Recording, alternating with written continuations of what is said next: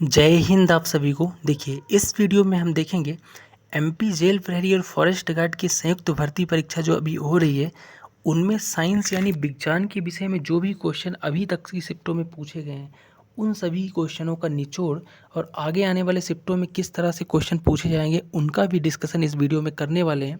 तो वीडियो काफ़ी इंपॉर्टेंट होने वाला है, जिनका भी आने वाले शिफ्टों में एग्जाम है तो वीडियो में अंत तक आपको बने रहना है। पहले क्वेश्चन से हम शुरू करेंगे। पहला क्वेश्चन आपके सामने है कि ग्रामीण क्षेत्र में डॉट डॉट के लिए गोबर का उपयोग झोपड़ियों के फर्श और दीवारों को लेपित करने के लिए किया जाता है। तो ग्रामीण क्षेत्रों में आपने देखा होगा गोबर को दीवारों में और फर्श में लेपित करते हैं। ये चीज़ें कीड़ों को दूर रखने के लिए करते हैं। किसको? कीड़ों को हटाने के लिए। होता क्या है कि गोबर जो है ऊष्मा का सबसे अच्छा सुचालक भी है और कीटों को हटाने के लिए काम भी करता है। आज भी गांव में गोबर से खाना बनाया जाता है, ठीक है।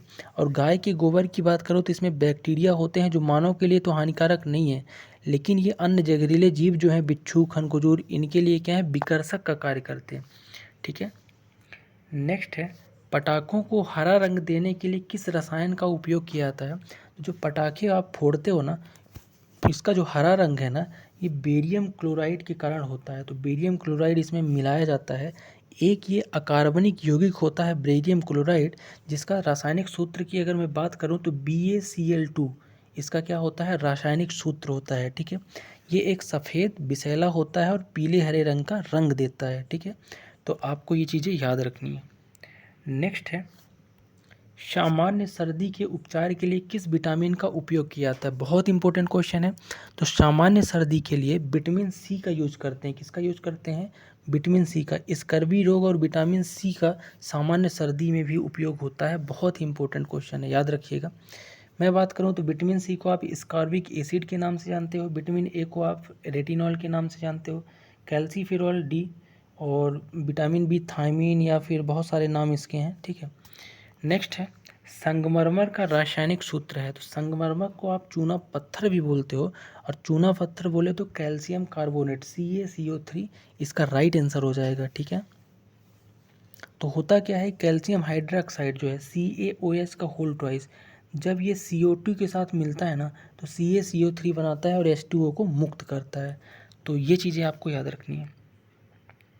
नेक्स्ट क्वेश्चन देखेंगे कि वह उपकरण जो किसी विद्युत परिपथ में विद्युत धारा की उपस्थिति का पता लगा सकती है उसे क्या कहते हैं।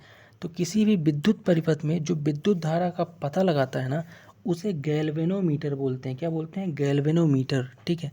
गैल्वेनोमीटर ऐसा उपकरण है जो किसी परिपथ यानी सर्किट में विद्युत धारा की उपस्थिति का पता लगाता है और ये जो है एक विद्युत यांत्रिकी प्रणाली पर आधारित होता है, ठीक है। नेक्स्ट क्वेश्चन नंबर 6 देखेंगे कि सूक्ष्म जीव मृत पौधों से किसका उत्पादन करने के लिए कार्य करते हैं। तो जो सूक्ष्म जीव होते हैं ना मरे हुए पौधों से ये ह्यूमस बनाते हैं। तो ह्यूमस का क्या करते हैं? उत्पादन करने के लिए कार्य करते हैं सूक्ष्म जीव, जो आपके मृत पौधे या पशुओं के सड़े गले जो बैक्टीरिया वगैरह से कवक जैसे अपघटक के रूप में बन के ह्यूमस बनाते हैं, जो आपकी धरती के लिए बहुत पोषक तत्व इसमें होता है उर्वरक के रूप में। नेक्स्ट है विद्युत चुंबकीय तरंगों को किसके द्वारा प्रतिपादित किया जाता है। तो इलेक्ट्रोमैग्नेटिक जो वेव्स होते हैं ना इन्हें मैक्सवेल के द्वारा प्रतिपादित किया जाता है। तो मैक्सवेल इसका राइट आंसर हो जाएगा, ठीक है।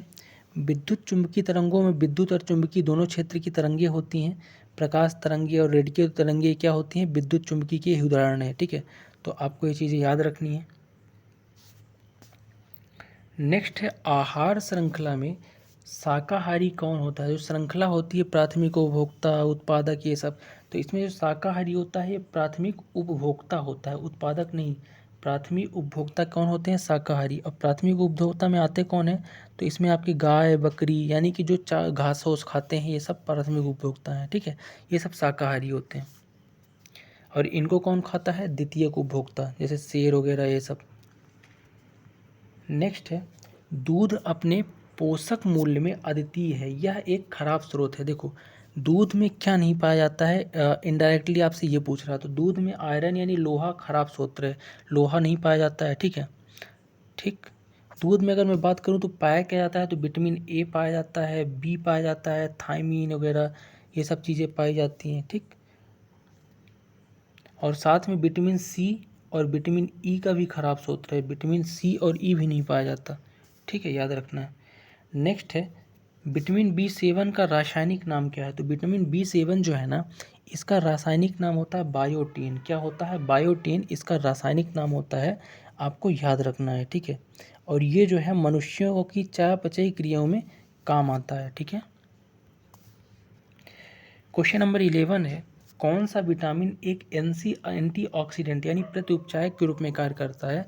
तो एंटीऑक्सीडेंट के रूप में विटामिन सी कार्य करता है। ठीक है, जिसको आप एस्कॉर्बिक एसिड भी बोलते हो। होता क्या है कि इसमें एंटीऑक्सीडेंट गुण होते हैं जो आपकी कोशिकीय संरचनाओं को मुक्त मूलकों के हानिकारक प्रभाव से क्या करते हैं? बचाते हैं कोशिका की संरचना को।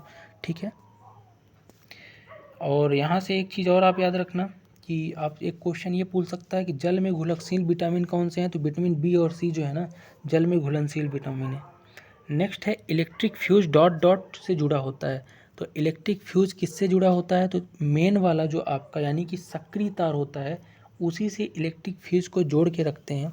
क्यों जोड़ के रखते हैं? क्योंकि जब लोड ज़्यादा बढ़ जाता है आपका मेन लाइन पे, तो ये फ्यूज जो है कम गलनांक की होने की वजह से टूट जाता है और धारा का प्रवाह रुक जाता है, जैसे शॉर्ट सर्किट वगैरह, और आग लगने से सुरक्षा मिलती है। ठीक है। नेक्स्ट है डॉट डॉट का उपयोग दवाइयाँ बनाने में किया जाता है। तो इनमें से किसका उपयोग दवाई बनाने में किया जाएगा? तो इसमें से जो आसुत जल होता है ना, इसका उपयोग दवाइयाँ बनाने में किया जाता है। आसुत जल क्या है? जिसको आप डिस्टिल्ड वाटर बोलते हो, जिसमें से आपका ना कोई खनिज होता है ना कोई अशुद्धियाँ होती है, एकदम प्योर पानी। ठीक है। नेक्स्ट है निम्न में से कौन सा सही है? चारों वाक्यों में से कौन सा सही है? तो लिखा क्या है पहले ये पढ़ लेते हैं। पृथ्वी पर सभी स्थानों भार स्थिर रहता है, गलत बात है। ठीक है। सभी वस्तुओं को तरल में डुबोए जाने पर उत्प्लावन बल का अनुभव होता है, ये बिल्कुल सही बात है। अगर आपने बचपन में आर्किमिडीज का सिद्धांत पढ़ा होगा, तो आलू का प्रयोग करते हैं, आलू को पानी में डुबोते हैं रस्सी के सहारे, तो उसमें भारहीनता का अनुभव होता है। अगर कुएं से किसी ने बाल्टी से पानी निकाला हो, तो जब तक बाल्टी कुएं के अंदर होती है, पानी के अंदर, तब तक भार लगता ही नहीं कि भार है। तो वही आपका सिद्धांत है और उत्प्लावन बल पर ये कार्य करता है। तो ये बिल्कुल सही है। ठीक है। नेक्स्ट है जब एक मैग्नीशियम पट्टी को हवा में जलाया जाता है तो चमकदार डॉट डॉट लौ जलती है। तो मैग्नीशियम पट्टी को अगर हवा में आप जलाओगे ना, तो आपको क्या मिलेगा? सफ़ेद तरह की लौ जलती हुई मिलेगी। कैसी? सफ़ेद। तो इसका राइट आंसर क्या हो जाएगा? सफ़ेद लौ मिलती है। नेक्स्ट है हेमोसाइनिन कुछ अकशेरुकी जानवरों में मौजूद ऑक्सीजन परिवहन मेटालोप्रोटीन है। इसमें से प्रोटीन होता है। तो इसमें से आपका 2 कार्बन परमाणु का एक प्रोटीन होता है, किसमें? हेमोसाइनिन में।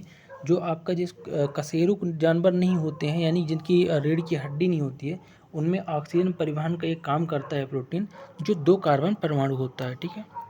नेक्स्ट है निम्नलिखित में से कौन कठोर जल में अधिक मात्रा में मौजूद होते हैं? तो हार्ड वाटर, देखो 2 तरह के वाटर हैं, सॉफ्ट वाटर, हार्ड वाटर। जो हार्डनेस ऑफ वाटर होती है ना, उसमें कैल्शियम और मैग्नीशियम जो है ना, कठोर वाटर की तरह कार्य करते हैं, यानी कि कठोर जल की मात्रा में मौजूद होते हैं। ठीक है। और ये जो है आपके अस्थायी प्रकार के क्या होते हैं? हार्डनेस में होते हैं, कैल्शियम और मैग्नीशियम। बात करूँ तो जल में अगर खनिजों की उपस्थिति है ना, तो साबुन के साथ झाग जो है ना बहुत कम बनता है। तो अब एक क्वेश्चन यहाँ से ये बन सकता है कि जो कठोर जल होता है और मृद जल होता है, किसमें साबुन ज़्यादा झाग बनाएगा? तो मृद जल में ज़्यादा झाग बनाएगा, कठोर जल में झाग नहीं बनता है। ठीक है। नेक्स्ट है निच्छालन विधि निम्नलिखित में से किस अयस्क की सांद्रता के लिए उपयुक्त है? तो निच्छालन की जो विधि है ना, ये अर्जेंटाइट अयस्क के लिए सांद्रता के लिए उपयुक्त है। सोने और चांदी के जो अयस्क हैं ना, उनको निच्छालन द्वारा सांद्रित किया जाता है। ठीक है। अर्जेंटाइन क्या हो जाएगा इसका सूत्र? Ag2S। ठीक है, एक चांदी का ही है इसके। नेक्स्ट है हवा के बुलबुले डाट डाट के कारण पानी में चमकते हैं। तो पूर्ण आंतरिक परावर्तन के कारण हवा के बुलबुले क्या करते हैं? पानी में चमकते हैं। कुछ अन्य उदाहरण की बात करूँ पूर्ण आंतरिक परावर्तन का, तो रेगिस्तान में मिग मरीचिका बनना और ऑप्टिकल फाइबर जो होता है, ये सब पूर्ण आंतरिक परावर्तन पे ही काम करते हैं। और ये परिघटना होती कब है? तो जब आपतन कोण एक निश्चित सीमांत कोण से अधिक हो जाता है तो क्रांतिक कोण कहते हैं, और यहाँ पे क्या होता है? पूर्ण आंतरिक परावर्तन होता है। ठीक है। नेक्स्ट है और आज का लास्ट क्वेश्चन देखेंगे कि कांसा जो है, ब्रॉन्ज जिसको बोलते हो, तांबा और किससे मिलता है? तो तांबा और टिन से मिलके बना होता है कौन? कांसा। तो याद रखिएगा, तांबा और टिन से कौन बनता है? कांसा बनता है। और आमतौर पर ये सुनहरा और भंगुर होता है, डक्टाइल इसको बोलते हो। तो ये थे आपके टॉप 20 क्वेश्चन साइंस के। तो इस तरह के क्वेश्चन आ रहे हैं, तो आपको पूरी तरीके से इसी तरह के क्वेश्चन और ये सब टॉपिक देख के रिवीजन कर लेना है आपको अच्छे से आने वाले शिफ्टों के एग्ज़ाम के लिए। बाकी मिलते हैं नेक्स्ट वीडियो में, तब तक के लिए जय हिंद।